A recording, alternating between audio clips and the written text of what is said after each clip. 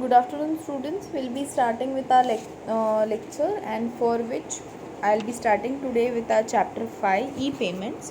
So, yesterday, day before yesterday, in the last lecture which we had completed for the last week on Thursday, we had completed with our chapter 4, and that is the reason yesterday I had provided you with the fourth chapter assignment, and for which I had given you as attendance for those that assignment today. So you have to complete that as well. I'll be providing you today's lecture and today's attendance also. So we'll start with e-payments, that is chapter 5. E-payments, again, it's an electronic payment system, and it has only 3 topics to be covered, that is introduction, first classification and second classification.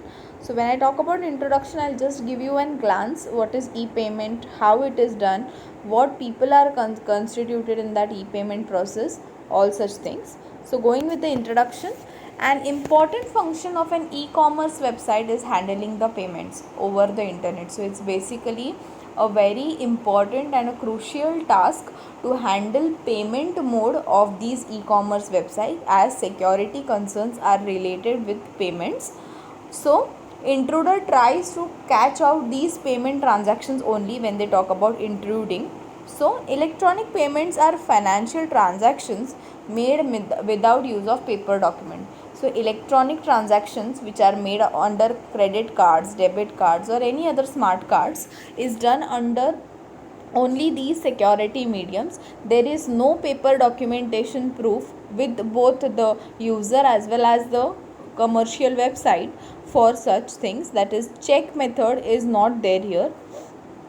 So having payback deposited directly to your bank account, having your telephone bill paid electronically, and having transactions via point to point sale or debit cards are considered electronic payments. So which are these types? That having a bank account and doing those transactions through bank accounts.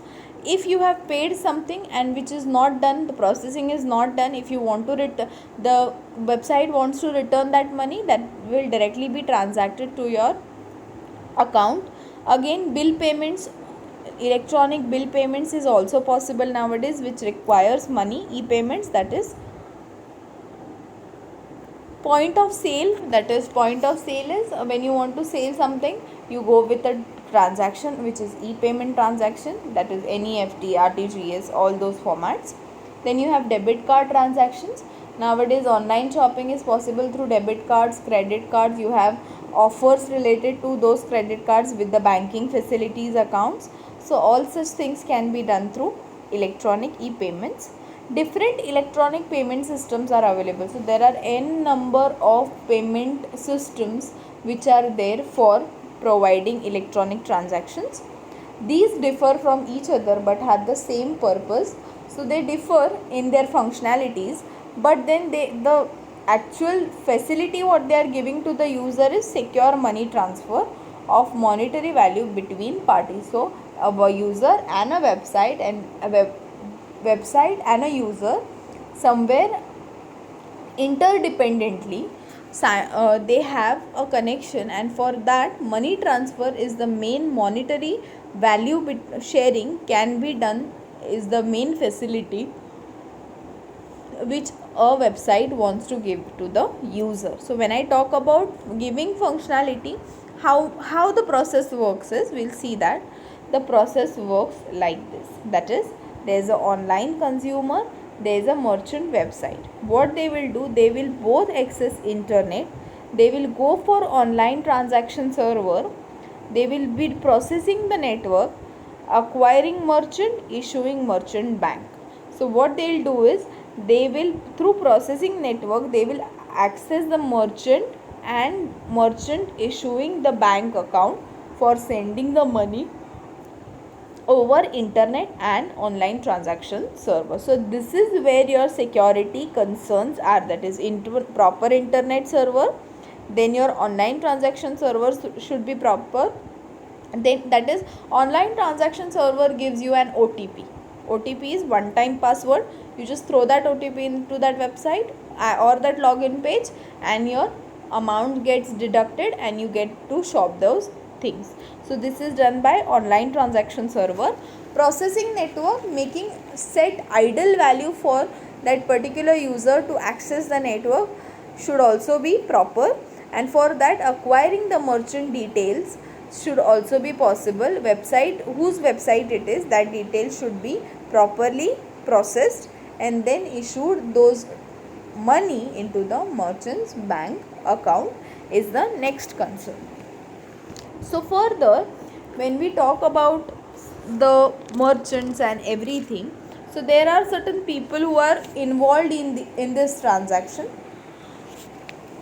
So first one is the buyer. Buyer means payer, that is the user. Normally when we shop online, what do? We are the buyers. We buy from the online website. So it is known as, in other words, payer. Next, second one is the merchant. Merchant is the payee. Payee means who is going to sell over the website. So that is the merchant. And third one is the bank, issuer or acquirer. So issuer and acquirer means bank account is being connected as between the user and the merchant, so that they get a proper communicating network to acquire money as well as to send the money. So acquiring will be done through merchant and sending will be done through the payer, that is the user. So when we talk about the transfer is accomplished with the help of different electronic payment protocols. So there are many payment protocols which will be followed for sending the money, and from which there are classifications of money. And first classification is there is first classification, there is second classification. So there are two classifications made through which payments can be done. First one is first classification. So first classification has two types. The first one is account based system. So account based system is the most common way of making electronic payments today, is to directly transfer money between accounts. So what do we know nowadays? We ask other person for an account number, and we directly transfer the money from one account to another account. This is facilitated in number of ways. For example, by credit cards and debit cards. Nowadays this is possible through credit cards and debit cards also. Money transfer is also possible with the help of checks and money transferring through direct online transfers. In a transaction using the account transfer system, no electronic value is generated. So you do not get an electronic value as a report, you just get some messages, and for that, instead an authorization of a transfer of funds between two accounts is transmitted. That is, you get a message that so and so amount is deducted, so and so amount is being sent to this particular account number, and it's successfully your cash transmission is done, transferring is done, and this is the remaining balance of your account. All such things are initiated. No electronic value is not generated. They give you in the terms of funds or in terms of messages. Then the actual transfer of value is done at the bank. They just transfer you the initial values. The transferring and the processing of these particular things is done in the bank. Nothing is concerned by the user or the merchant. This system works well for high value transactions, but it is relatively expensive and slow. So these things are very easy possible for high value transactions, that is 25,000, 50,000, 1 lakh, 2 lakhs, so on, for high value of numbers. Then next is it's somewhere slow because it requires verification and authentication, so that it's slow and expensive. Though if you send some amount which is exceeding the bank limitation, so you have to pay the interest or some amount as a fee for that bank account transaction.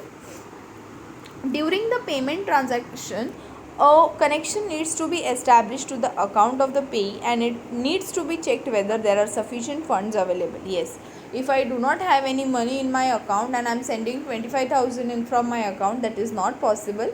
You should check, and that account payee also checks that whether there is sufficient amount in your account, only then you can do that transaction enough. So checking of those payments can also be done. A connection is being established, and that connection checks these values. Next is, the system further implies unconditional traceability of all payments, and every amount has to be cleared online unless the system is combined with a credit mechanism. So all these things are cleared, and a verified report is being given to the user when they are doing online transactions for the help of account based transferring the money. Second one is token based system. So when I talk about token based system, this concept involves issuing of electronic tokens by a central entity such as banks. So central entity will give you a token, so that this is your identity number through which you have to issue the money. So these tokens represent value and can be stored locally on user's computer. So you can keep these values in your user's computer and use initially at any time, that is coupons. So using this system, any token is valid for one only use. So it gives you a duration as well as a time constraint that you have to use this coupon till this date. You are valid for this much amount only. You cannot exceed this amount. That is the token value. Using this system, any token is valid. Any token is valid for only one use, and to ensure that it cannot be copied and used several times. These coupons cannot be every time copied and used. Their duration for usage constraints is limited. As a consequence, such token cannot be passed on between several parties as per cash or coins can. Every token have a particular denomination of value. That system resembles bank notes and coins in a purse. So yes, obviously you cannot issue these type of coupons to 100 third parties. You can just use it for the restriction given, that is a user and the payer, that is payee. And this time durations are limited, value is limited, so nobody else has the usage value for it. A token in this system consists of message stating its value and electronic signature of a central entity. So token will have an electronic signature of the entity of that particular bank branch. Example, bank is guarantee a bank to guarantee its authenticity. Further information is added for various reasons, including security. So token has the information about security purposes, also the possibility to identify the user if it is maliciously used somewhere in a wrong purpose. So you should also have the information of the user whom the token was being issued. That is also to be checked. Prepaid tokens are also there available. Record of all transactions is usually not kept, further reducing administration overhead. So coupon is hardly a particular time duration value. So after that is retired or that is expired, its value goes on. So people cannot use it again and again. So that is the reason transaction recording of all such tokens is not being kept, and to make a burden to the administrators data. Net risk of fraud is reduced as only existence of tokens are at risk, not at the total balance. So these are hardly an incremental value which is being given over a token.